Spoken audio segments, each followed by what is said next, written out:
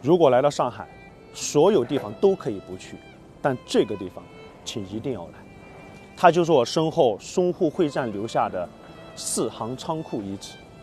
作为一个中国人，如果不了解淞沪会战的历史，那就太可悲了。我希望每一个刷到视频的国人都能够花几分钟时间认真的听。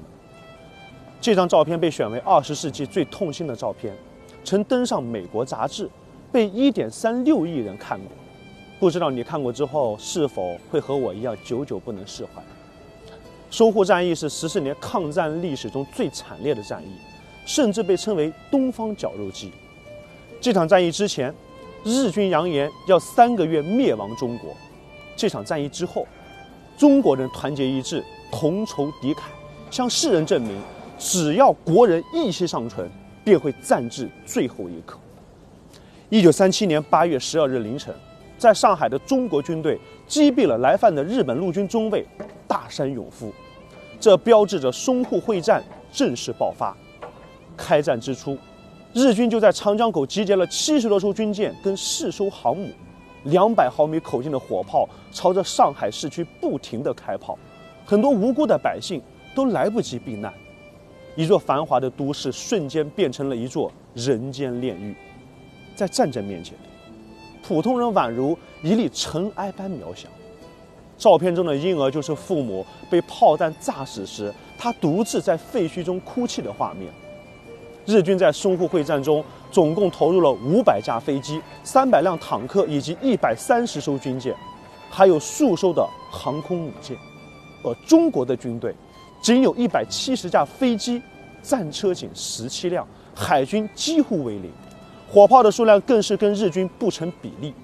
这样悬殊的实力，将士们只能用血肉之躯去抵挡来自海陆空全方位的机械化部队的进攻。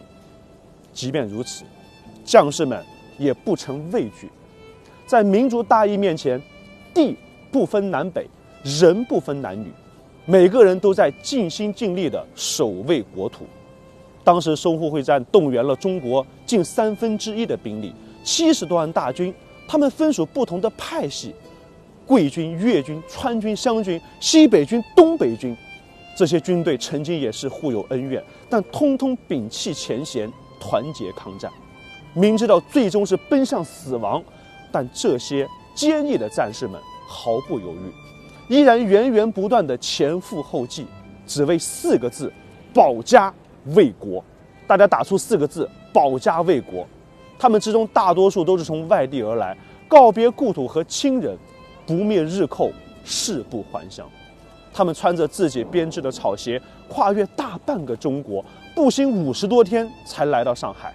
刚刚进入战壕就奉献了生命。战役期间，平均每天要阵亡2700余人。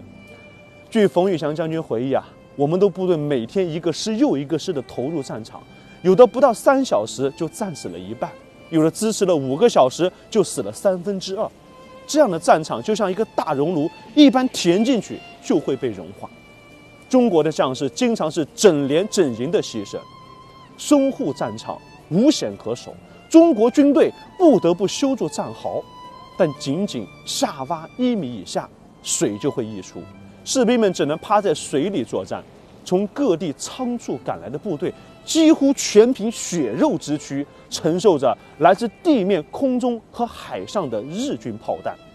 战争打得惨烈，士兵们只能用战友的尸体构筑工事，死者的鲜血染红了军服，流满了大地。这个时期的上海报纸版面充斥着各种募捐启事，各行各业一起团结起来保卫大上海，有力的出力，有才的出才，甚至年仅7岁的小女孩也捐出了3枚银元。妇女们收集碎布，为前方的战士们做军衔。一寸山河一寸血，10万青年10万兵，同仇敌忾，共赴国难。淞沪战役是抗日战争中规模最大、战斗最惨烈的战役，前后历时3个月，日军投入了30万余人，死亡4万余人；中国军队投入75万余人，死亡33万人。淞沪会战虽然失败了，但30万将士的英魂却唤起了无数不愿做奴隶的人们与日后血战到底的决心，使中国民族凝聚力得到了空前提高。85年过去了，战争似乎离我们已经很远，但那些血泪般的历史实在不忍容我们忘记，因为忘记意味着背叛，意味着我们很可能会重蹈覆辙。所以吾辈必须当自强。愿我们这个国家能够更加的繁荣昌盛，愿我们的生活能够更加的幸福美满。不忘历史，铭记历史，希望你们能够记住那些为我们的幸福一直在奋斗的先辈们。关注我，我是阿波。